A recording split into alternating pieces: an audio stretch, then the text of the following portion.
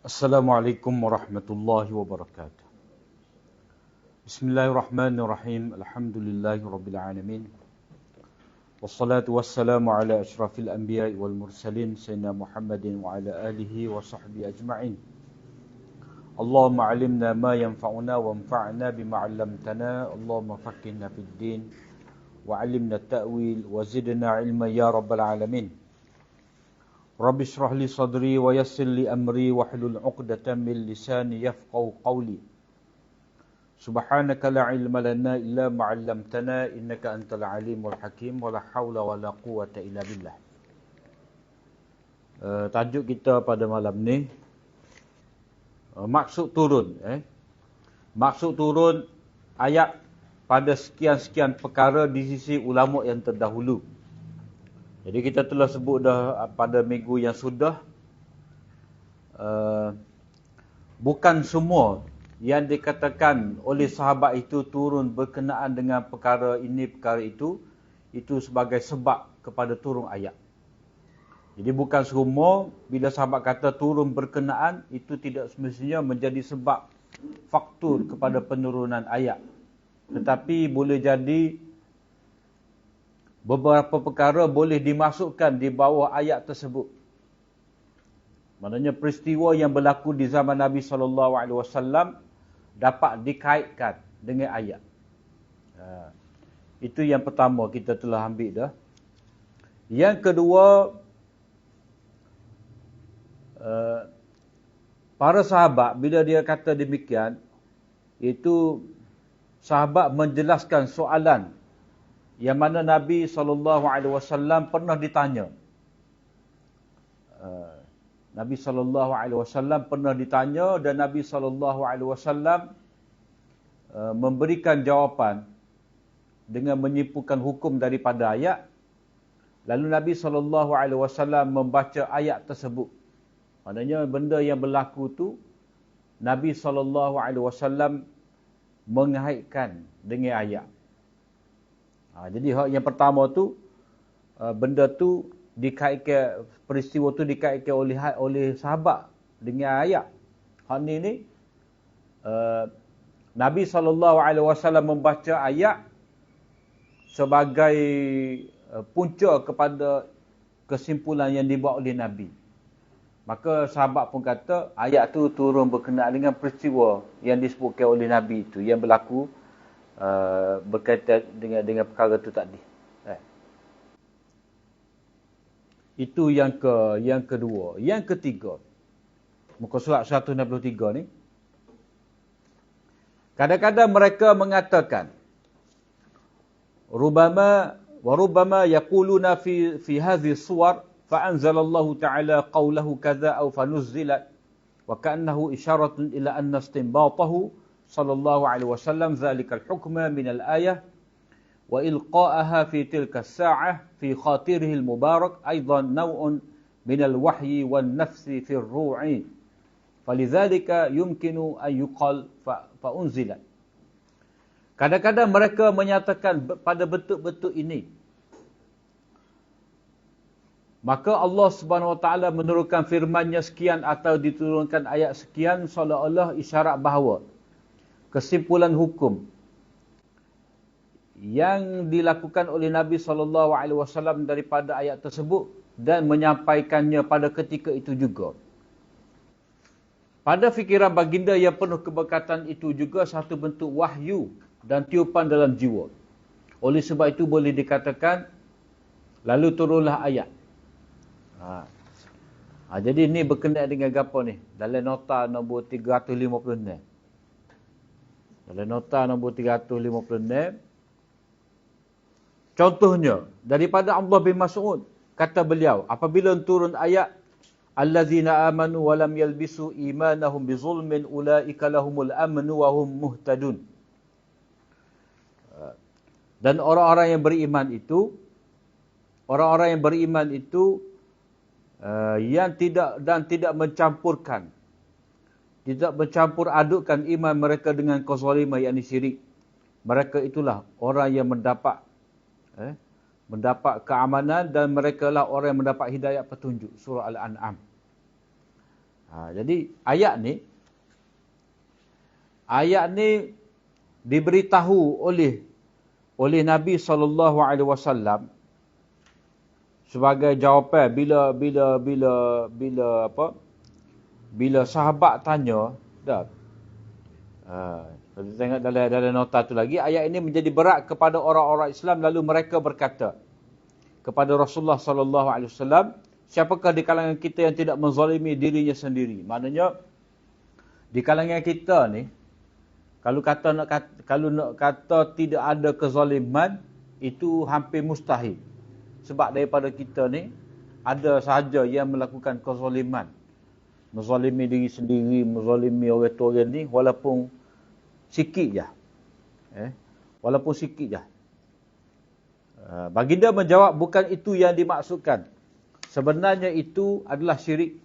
Apakah kamu tidak pernah mendengar apa yang dikatakan oleh Luqman kepada anaknya itu? Ya bunayya la tusyrik billah inna syirka la zulmun azim. Wahai anak kesayanganku, janganlah engkau mempersekutukan Allah dengan sesuatu yang lain. Sesungguhnya perbuatan syirik itu adalah satu kezaliman yang besar. Nabi SAW memberitahu pada ketika tu. Maknanya Nabi, sini kalau lebih jelasnya kita boleh kata, Nabi SAW menafsirkan ayat Al-Quran ini dengan ayat Al-Quran yang lain. Jadi seolah-olah ayat inna syirka la zulmun azim itu menjelaskan maksud, diturunkan bagi menjelaskan maksud allazina amanu wa lam yalbisu imanahum bizulmin ulaika lahumul amnu wa hum muhtadun. Jadi Nabi baca ayat tu, itu kesimpulan yang dibuat oleh Nabi ataupun tafsiran yang dibuat oleh Nabi berkenaan dengan ayat surah Al-An'am itu. Jadi itu sebenarnya salah satu daripada bentuk wahyu juga.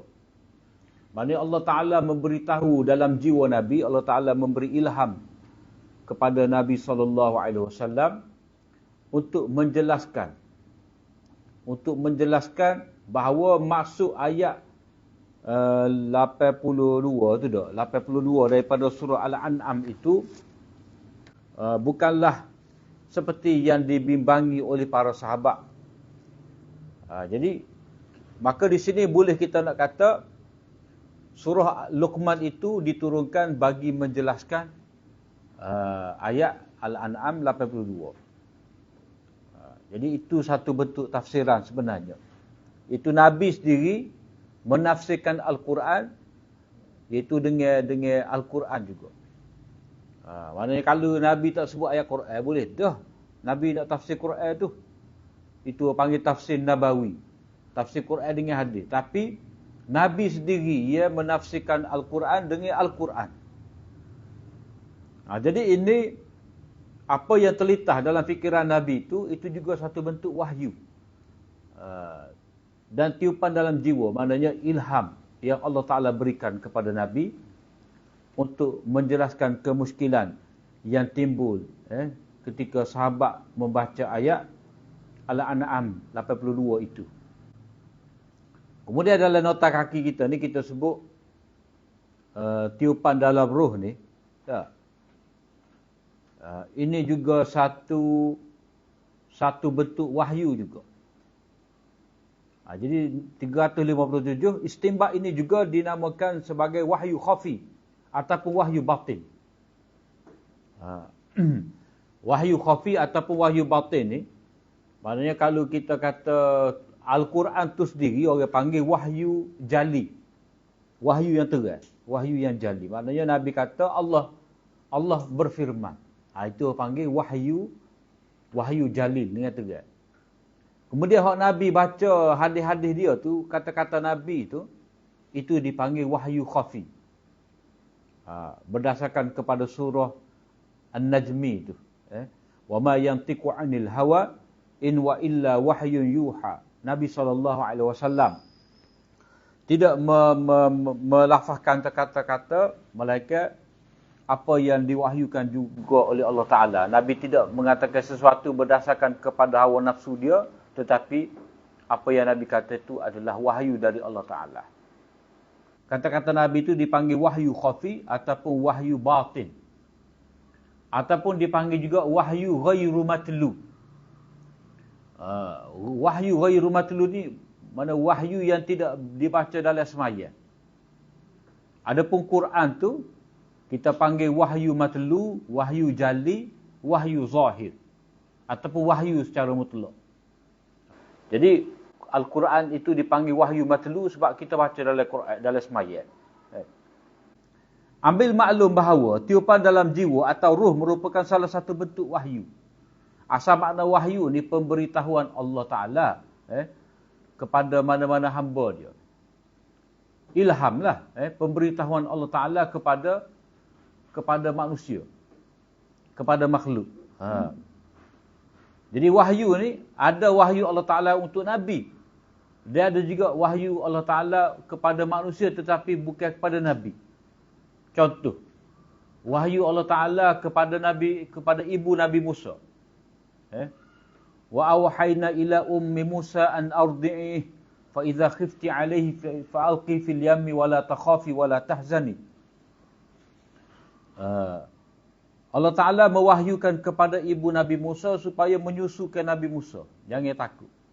Kemudian kalau kamu bimbang, letaklah dalam peti tu. Dalam peti tu, dihanyut dalam sungai.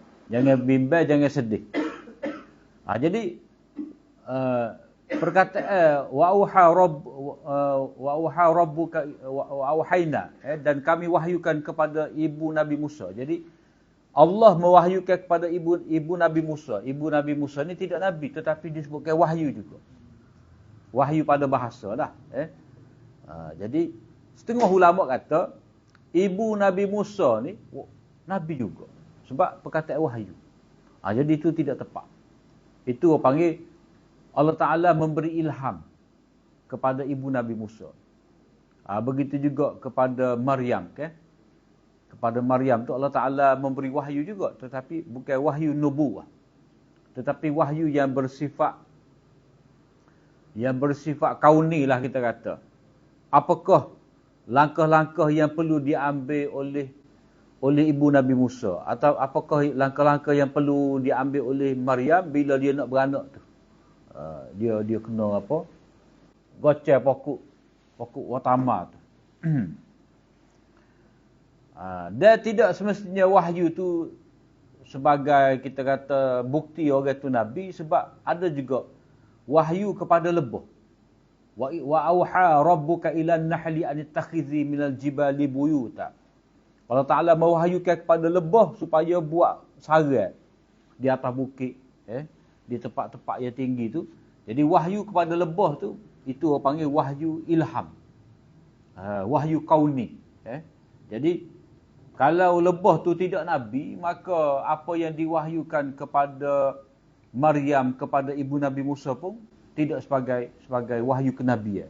Jadi sebab itulah mana-mana golongan yang mengatakan bahawa ada juga Nabi itu dari kalangan wanita, dia berhujah dengan ayat itulah. Sedangkan tidak. Itu tidak wahyu nubuwah. Jadi wahyu ni terdapat 6 bentuk cara disampaikan kepada orang yang dilantik sebagai Nabi itu.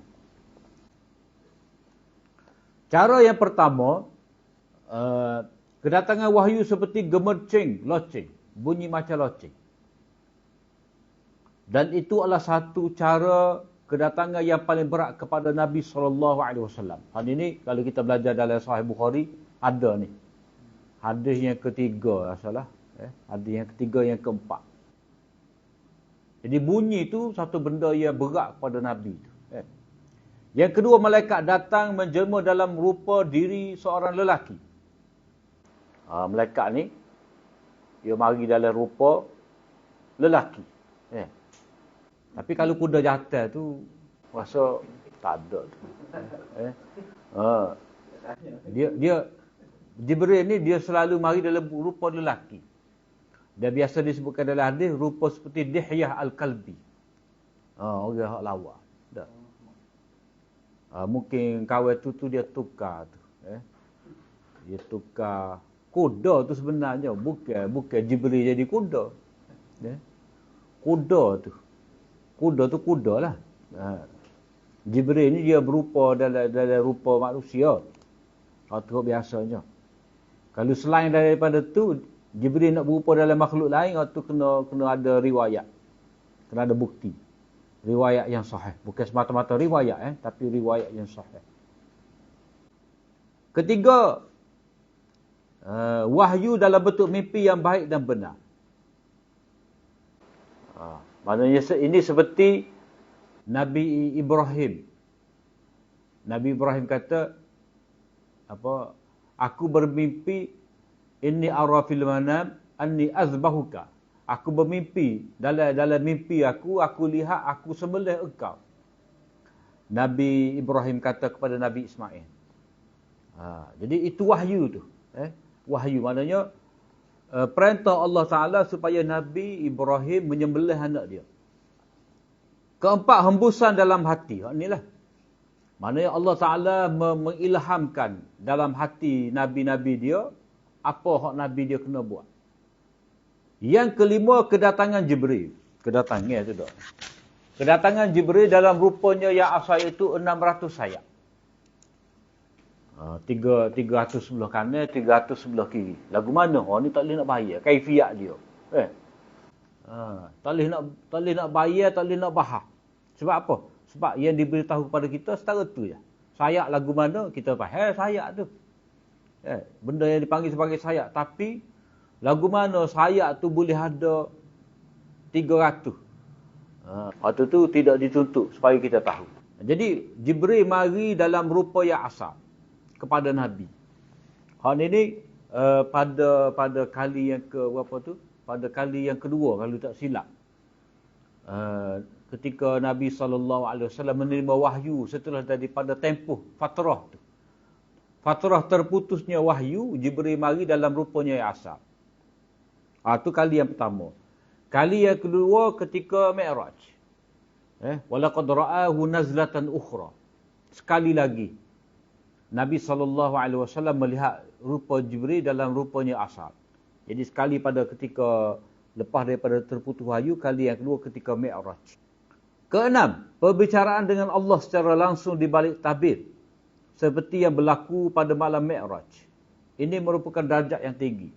Maknanya, Nabi SAW dikatakan bertemu dengan Allah Ta'ala pada malam Mi'raj itu.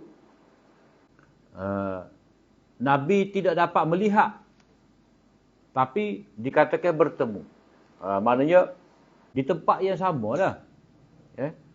Sebab bila sahabat tanya kepada Nabi, apakah engkau melihat Tuhan engkau? Aisyah tanya dah. Maka Nabi SAW kata, nurun anna arahu. Ada nur. Jadi macam mana aku dapat lihat? Maknanya, ada cahaya yang menyekat daripada Nabi melihat Allah Ta'ala. Kalau kata Nabi daripada cahaya, jadi cahaya tersekat dengan cahaya. Tak boleh, tak payah nak faham tu. Jadi Nabi sendiri kata, nurun anna arahu. Ada nur. Jadi macam mana dapat aku lihat Allah Ta'ala? Maknanya itu ada tempat tu. Ada tempat tu, cuma terhalang. Nabi tidak dapat melihat Allah Ta'ala. Ada juga ulama yang berpendapat bahawa Nabi memang tengok Allah Ta'ala pada malam itu. Sebab apa? Sebab yang istimewa Nabi ni, dia dapat lihat Allah Ta'ala. Bukan setakat berkata-kata. Jadi, dia kata kalau Nabi ni, kalau Nabi Musa dapat berkata-kata dengan Allah Ta'ala, dan Nabi ni boleh berkata-kata juga dengan Allah Ta'ala juga, tidak dapat melihat, maknanya Nabi tu rendah lah daripada Nabi Musa. Tak boleh pakai sipir gitu. Sebab Allah Ta'ala telah melebihkan seorang Nabi atas Nabi yang lain, termasuk Nabi kita.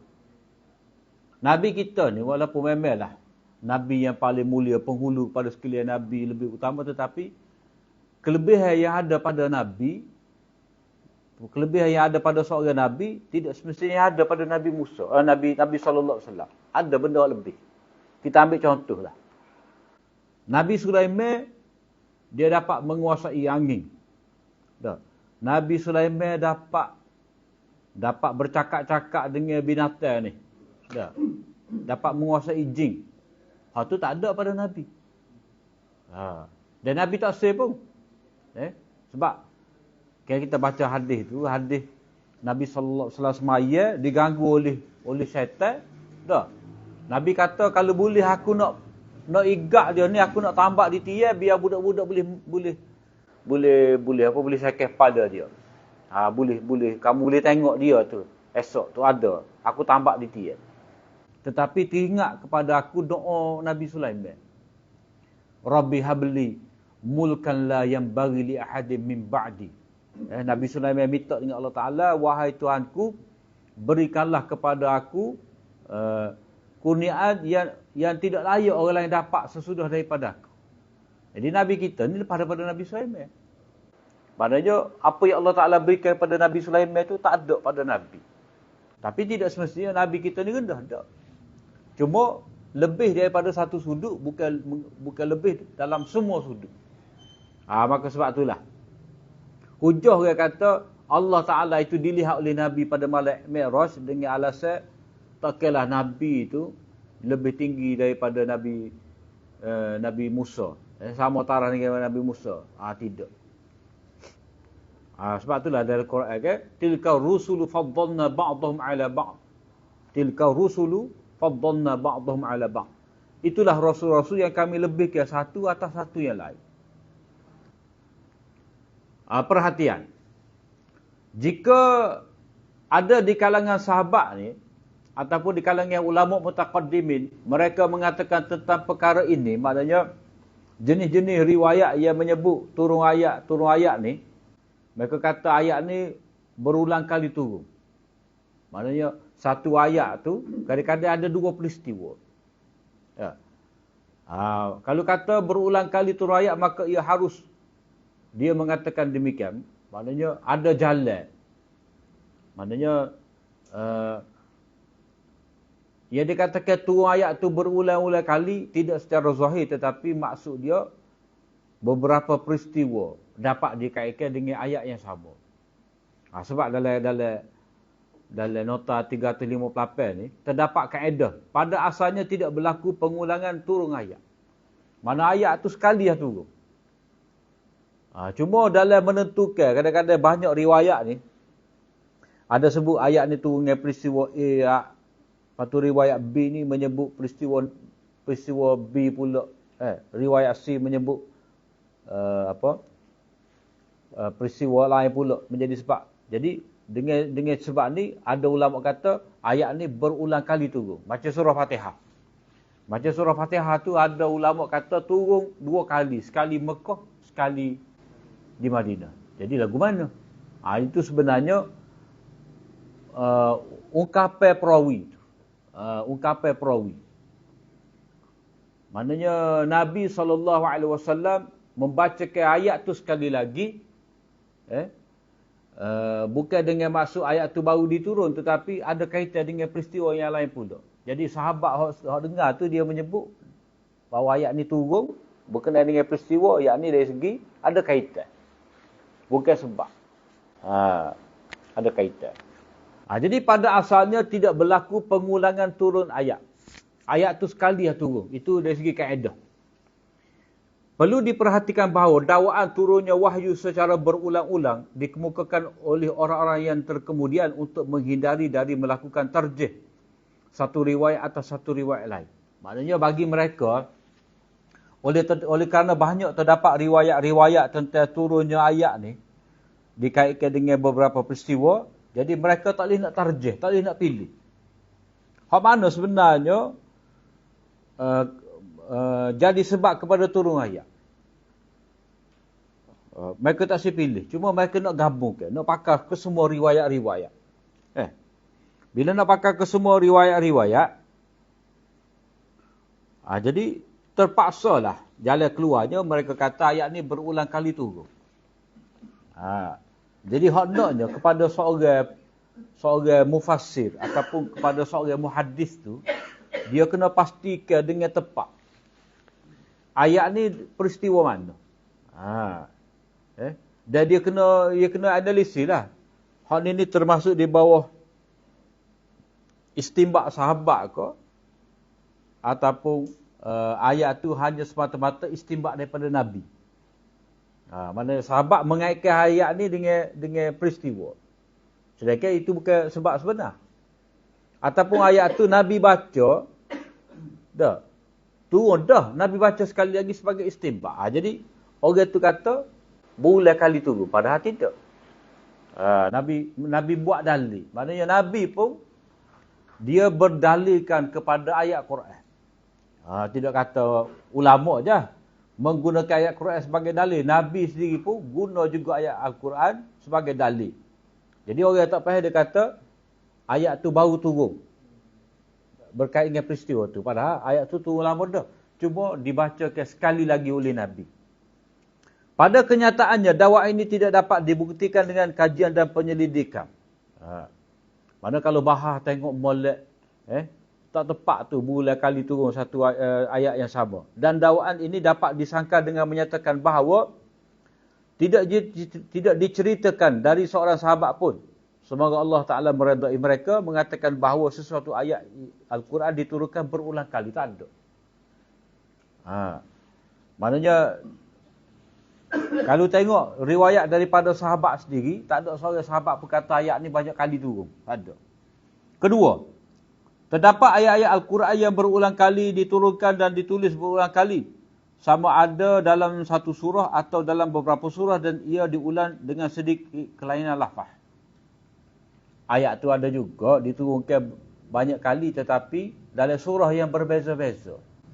Jadi kalau surah berbeza-beza, itu surah tu lah. Mana tu orang setara tu orang tak panggil turun berulang kali tu. Sebab lafaz ayat tu walaupun hampir sama ke hampir sama ke, tetapi bila duduk dalam surah yang lain, kita tak boleh kata turun banyak kali. Maknanya turun sekali. Macam contoh, kalau kita baca antara surah apa surah Qasas dengan surah An-Namli tu, cerita Nabi Musa tu, ayat-ayat tu ada dekat aja, tak beza mana. Tak beza mana ayat-ayat tu. Jadi itu tidak dikatakan turun berulang kali. Itu maknanya hak ni sekali turun, hak ni sekali pula turun.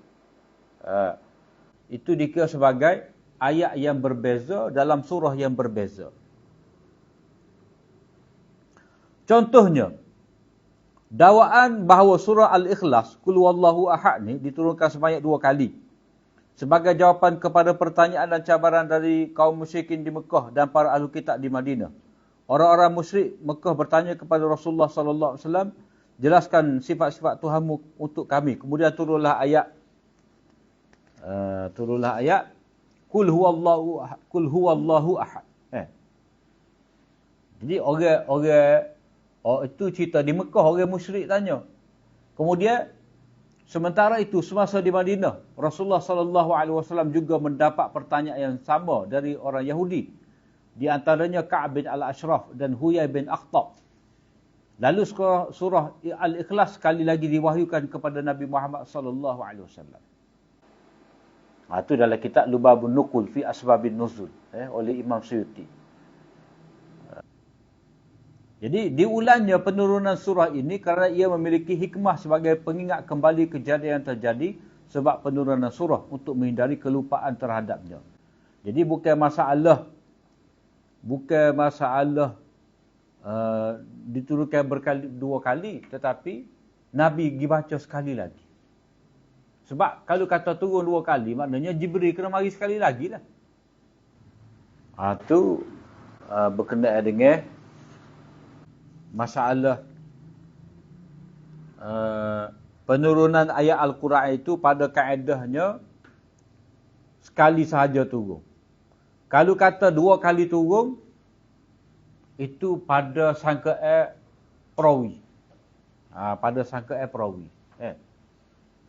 Bila perawi itu menyangka 2 kali turun, maka ulama kemudian ni dia kena pastikanlah hak mana riwayat yang menyatakan sebab asal turun, manakah riwayat yang menyatakan sahabat menyimpulkan hukum daripada ayat ataupun Nabi berdalilkan dengan ayat. Dia panggil istidlal Nabi bil ayat. Jadi kena menentukan.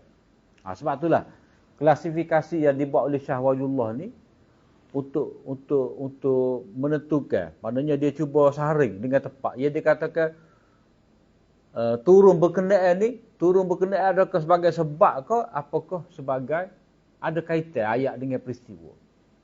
Jadi hak asasnya satu ayat tu hanya sekali saja diturunkan. Kemudian ar-riwayatul lati laisa laha madkhalun fi kauniha asbaban nuzuli.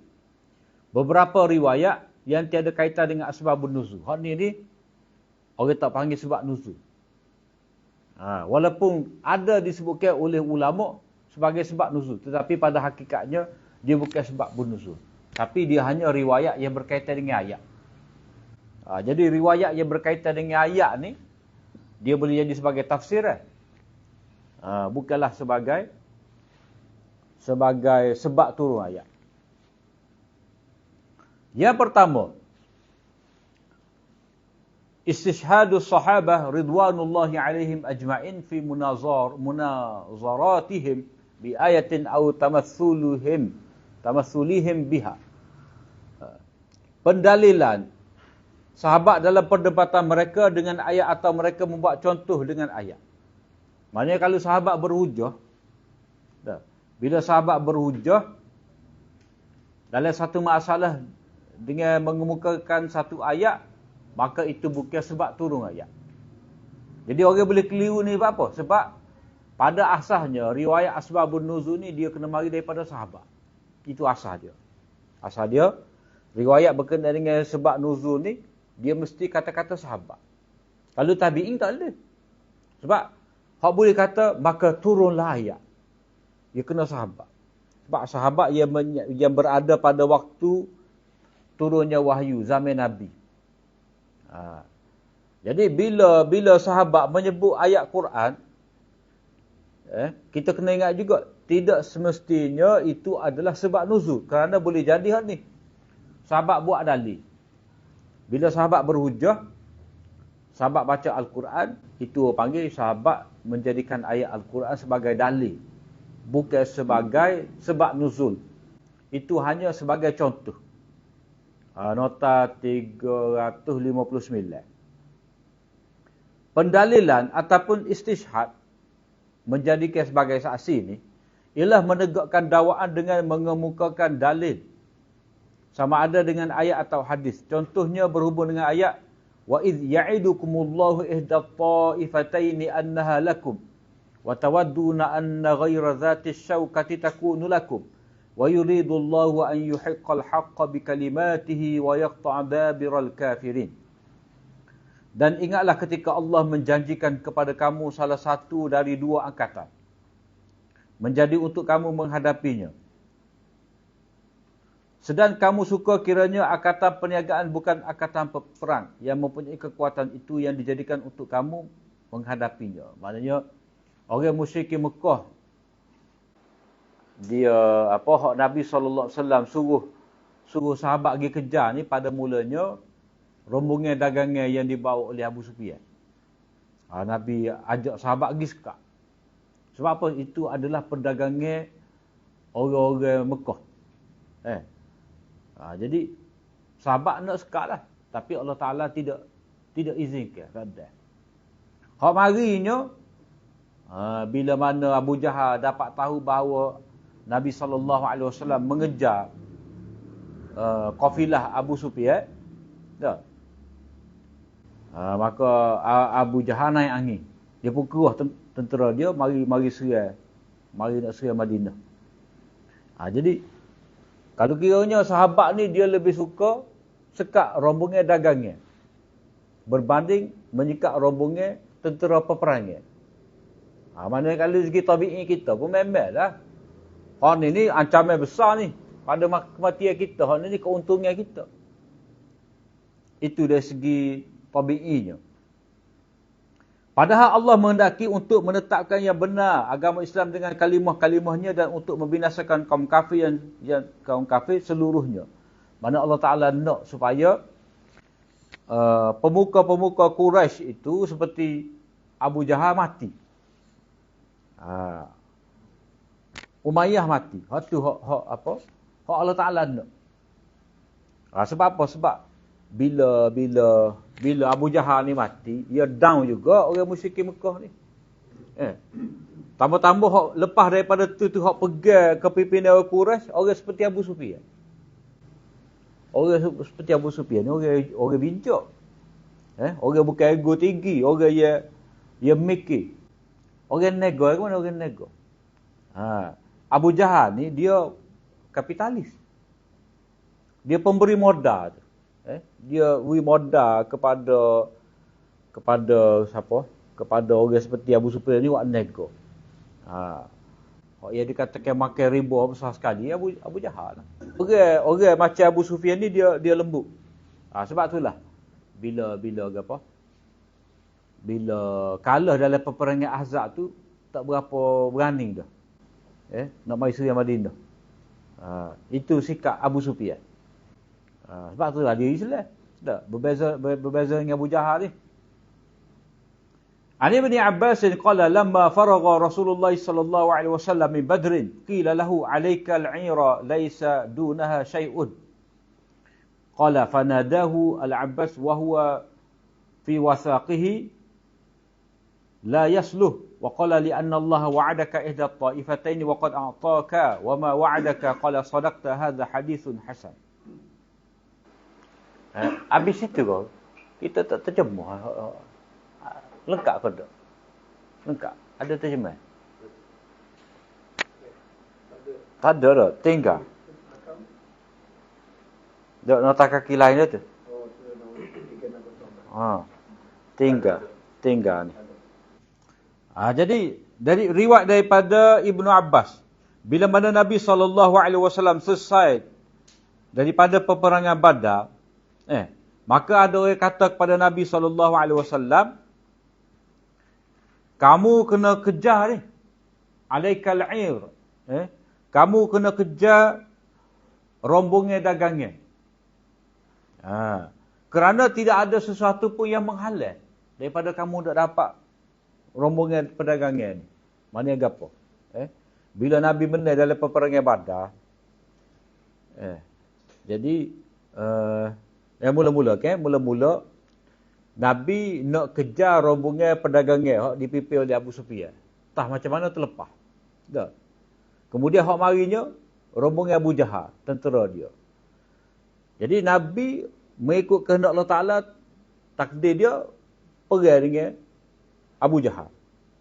Kemudian menang. Bila menang, tak ada dah halangan untuk Nabi pergi kejar pula rombongan Abu Sufyan. Jadi bila Nabi SAW tak kejar, bila Nabi SAW tak kejar, maka di sini kita baca sini qila lahu alaikal 'ir. Kamu kena kejar ni rombongan perdagangan yang dipimpin oleh Abu Sufyan tu. Qala, kata Ibnu Abbas, lalu Abbas yang terikat tu, yang ditawar tu, dia kata tak boleh. Tak boleh dia kata. Sebab apa? Sebab Allah Ta'ala telah menjanjikan kepada engkau salah satu. Salah satu daripada dua kumpulan. Dan Allah Ta'ala telah memberikan kepada engkau janji dia. Maknanya kamu dapat apa yang kamu dijanjikan. Maknanya apa? Ada dua. Ada dua yang dijanjikan oleh Allah Ta'ala ni, sama ada boleh rombongan perdagangan ataupun tentera Abu Jahal. Takdir Allah Ta'ala, Nabi dapat mengalahkan tentera Abu Jahal. Jadi Abbas faham, dia beristidlal dengan ayat tadi, dia kata ihda tu salah satu, tak boleh kedua-dua. Jadi Nabi tidak pergi kejar rombongan Abu Sufyan kerana apa? Kerana ia dijanjikan untuk Nabi ni satu sahaja. Bukan kedua-dua. Ihda ta'ifatain. Salah satu saja. Jadi walaupun Nabi telah berjaya mengalahkan tentera Abu Jahal, tetapi Nabi tak pergi kejar rombongan Abu Sufyan. Sebab apa? Sebab sahabat menyebut Nabi memahami salah satu sahaja. Bukan kedua-dua kena kejar. Jadi itu riwayat yang dijadikan dalil oleh sahabat. Ayat itu dijadikan oleh sahabat sebagai dalil nak menyatakan bahawa mengapa Nabi tidak kejar rombongan pedagangnya. Atas alasan satu sahaja yang dijanjikan untuk orang-orang beriman pada ketika itu. Kemudian atau mereka membuat contoh dengan ayat nombor 360 tu, iaitu berkenaan dengan apa? Contohnya riwayat daripada Ibnu Abbas. Qala kanat imra'atun tusalli khalfa Rasulillah sallallahu alaihi wasallam hasna'a min ahsanin nas fakana ba'dul qaumi yataqaddamu hatta yakuna fi as-safil awwal li alla yaraha wa yasta'khiru ba'dhum hatta yakuna fi as-safil mu'akhkhar fa idza raka'a nazara min tahti ibtayhi fa anzalallahu ta'ala wa laqad 'alimna al-mustaqdimina minkum wa laqad 'alimna al-mustaakhirin. Daripada Ibnu Abbas katanya ada seorang wanita bersembahyang di belakang Rasulullah sallallahu alaihi wasallam. Dia adalah secantik-cantik wanita. Mari seji. Ada sebahagian sahabat yang pergi ke hadapan sehingga berada di saf yang pertama sebab taksir ni. Taksir nampak perempuan hak lawa ni. Terlindung. Tetapi ada pula yang lain yang mundur ke belakang sehingga berada di saf yang akhir. Dia suka duduk saf belakang. Jadi bila dia rokok, dia lihat ku celah tiak dia. Hitam macam ni. Maka Allah Taala menurunkan ayat walaqad alimnal mustaqdimina minkum walaqad alimnal mustaakhirin. Jadi ayat ni sesungguhnya kami telah mengetahui orang yang segera berbakti di antara kamu dan sesungguhnya kami telah mengetahui orang-orang yang lambat duduk belakang. Jadi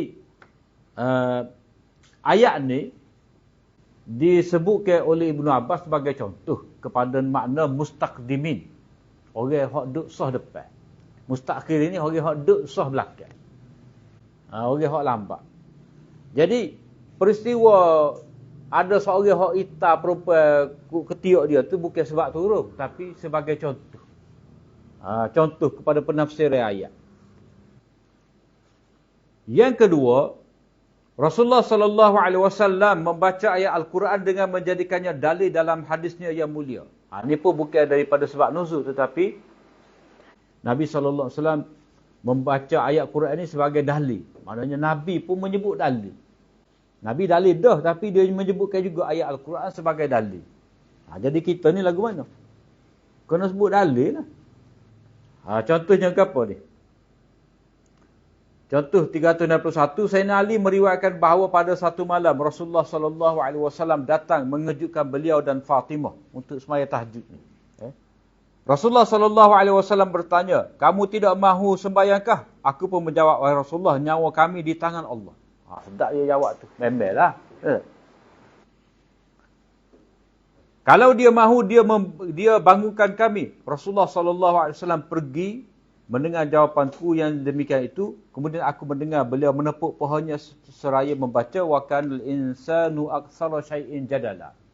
Jadi Nabi baca ayat ni bukan nak kata ayat ni peristiwa ni turun, tetapi ini dalil. Nabi buat dalil, maknanya apa? Orang ni dia semua sebut benda untuk buat alasan bagi pelepah dia. Maknanya Sayyidina Ali ni booking lah, dia kata lagu ni nyawa kami di tangan kami ni, bukan apa, nyawa kami ni di tangan Allah, bukan di tangan kami ni, maknanya nak hilang malu dia lah. Nak untuk tua main geruk ni bukan dia dah. Jadi dia nak lepas nak buat gana tak sedar. Moga bila kita tidur ni Tuhan ambil nyawa kita. Jadi Nabi pun baca ayat ni sebagai mengaitkan peristiwa tu. Istishhad, bukan sebagai ini bukanlah sebagai sebab nuzul ayat. Atau periwayatan hadis yang bersesuaian dengan ayat pada maksud asal. Maknanya Nabi SAW mengaitkan ayat Al-Quran dengan hadis. Itu contoh. Maknanya ayat ni, hadis ni sesuai dengan ayat ni ada kaitan dengan hadis ni. Contoh dia, riwayat daripada Bara' daripada Nabi SAW qala, "Idza uqidal mu'minu fi qabrihi utiya thumma syahida an la ilaha illallah wa anna Muhammadar Rasulullah fadzalika qawluhu yuthabbitullahu alladhina amanu bil qawli tsabit." Daripada Bara' bin Azib, Rasulullah SAW bersabda, apabila orang beriman diperintahkan duduk dalam kuburnya, maka dia didatangi, kemudian dia bersaksi bahawa tiada Tuhan melainkan Allah dan Muhammad itu pesuruh Allah. Itulah firman yuthabbitullahu alladhina amanu bil qawli tsabiti fil hayatid dunya wa fil akhirah. Maknanya kalau ikut tujuan hadis ni, tujuan hadis ni Nabi SAW nak beritahu pada kita bahawa bila seseorang itu mati, dia akan disoal oleh malaikat muka dan nakir. Jadi mereka akan tanya, "Man rabbuka?" Jadi kalau orang itu beriman, dia akan Bila seseorang itu duduk dalam kubur, maka mereka muka nakir akan tanya pada dia, "Man rabbuka?" Jadi kalau dia orang beriman, maka dia akan dapat mudah jawablah soalan itu. Dia akan dapat mudah jawab soalan itu dengan dia ngucap sekali lagi. Dia akan kata, "Asyhadu an la ilaha illallah wa asyhadu anna Muhammadar Rasulullah." Maka Nabi pun bacalah ayat. Itulah maksud ayat yusabbitullahu alladhina amanu bil qawli tsabit. Allah Ta'ala meneguh ke orang beriman dengan ucapan yang teguh. Maknanya kalau dia atas dunia tu benar-benar beriman kepada Allah Ta'ala, sentiasa menjaga iman dia, selalu mengucapkan la ilaha illallah, maka dia akan dapat menjawab dengan teguh soalan muka nakir. Dia akan dapat dengan teguh soalan muka nakir. Jadi qaulus sabit itu adalah ucapan syahadah. Kemudian riwayat yang berkenaan dengan penentuan tempat turun ayat. Ini tempat turun ayat bukan sebab nuzul. Jadi maknanya ayat Quran itu sendiri bila ada dalam hadis Nabi, dia tidak semestinya sebab nuzulan. Maknanya kadang-kadang hanya menceritakan tempat turun. Sebab turun lain. Tepat dengan sebab lain, benda yang berbeza. Contohnya, menurut Ibnu Abbas, ayat wala tajhar bi salatika wala tukhafit biha wabtaghi baina dzalika sabila. Dan janganlah engkau menyaringkan bacaan doa atau sembahyangmu, juga janganlah engkau perlahankannya dan gunakanlah sahaja satu cara yang sederhana antara itu. Habis setakat itu saja. Apa ada lagi? Kawan, ada nota lebih? Oh, tak ada ni. Habis itu ya? Oh, tak cukup ni. Tinggal ni. Tinggal. Jadi dia kena tambah ni. Dia kena tambah, Dia kena tambah fa nazalat qala nazalat bi Makkah. Tu je sikit. Turun di Mekah. Ianya turun di Mekah. Mana Ibnu Abbas kata tu sekadar nak beritahu ayat ni turun di Mekah. Tapi kalau dari segi sebab nuzulnya antara riwayatnya apa?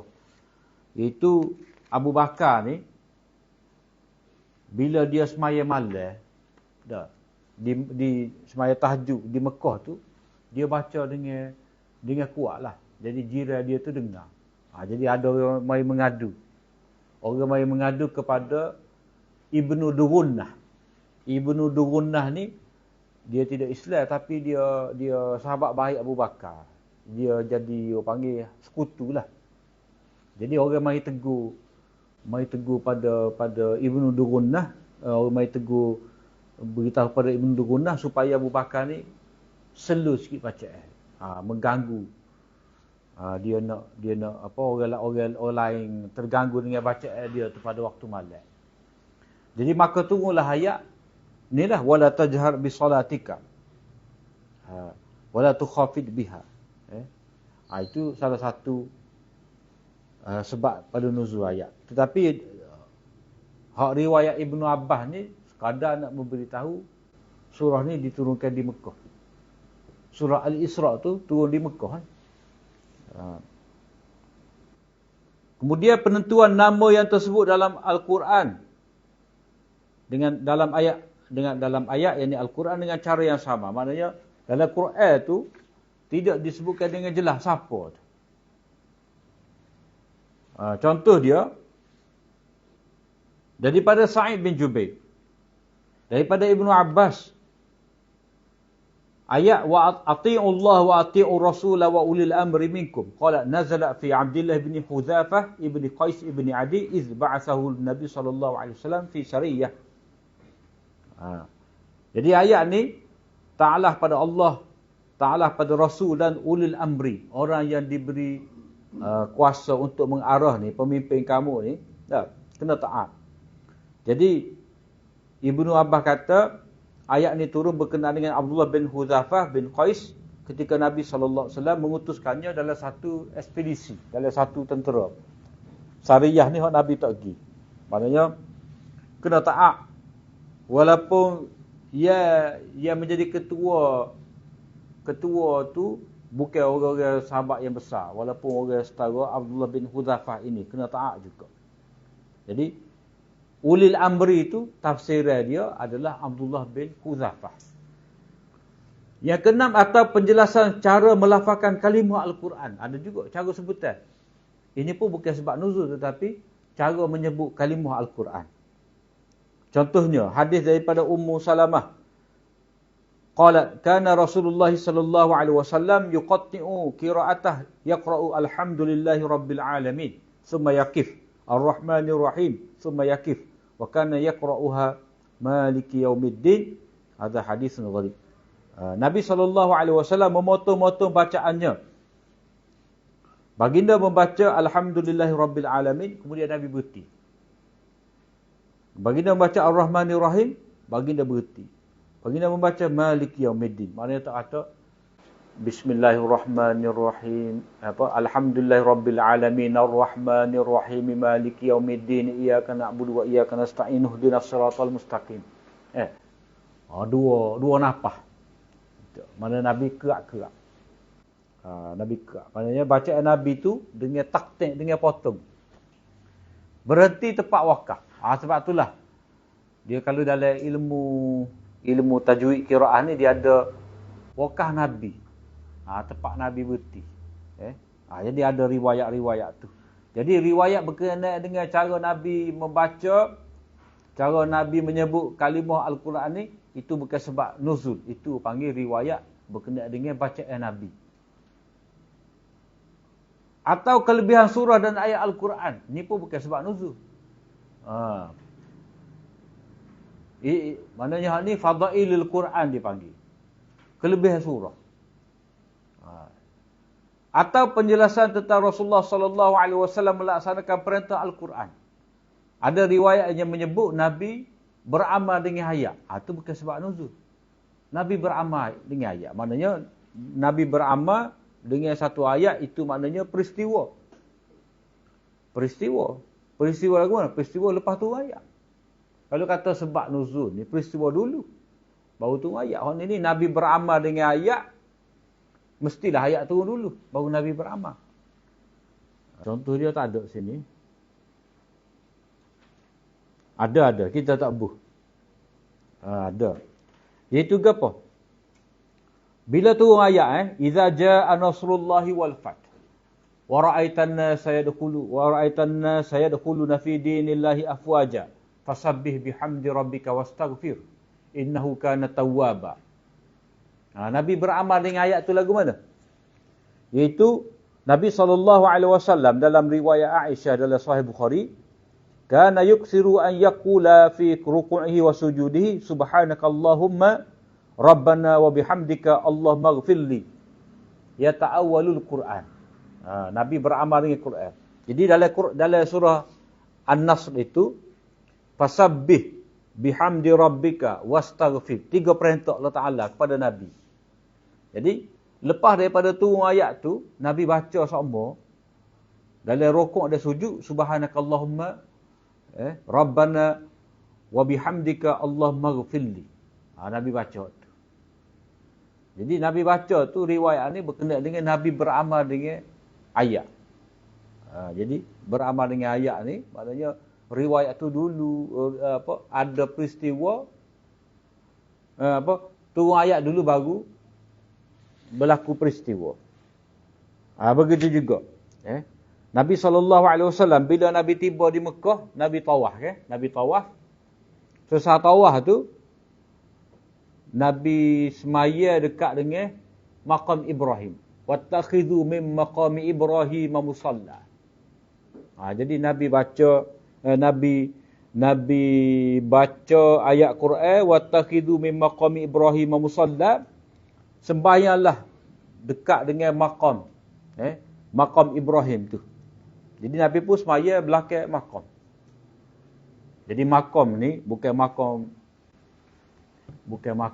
apa tu, kubur Nabi Ibrahim. Maqam ni tempat Nabi Ibrahim berdiri masa nak bina Kaabah. Ada kata maqam ni apa batu ni lah dia mukjizat kepada Nabi Ibrahim. Maknanya dia pijak atas batu tu, Nabi Ismail Allah, Nabi Ibrahim duduk atas batu tu jadi lift. Jadi dulu tak ada staging dah. Tapi batu tu naik. Itu maqam Ibrahim, tempat Nabi Ibrahim berdiri.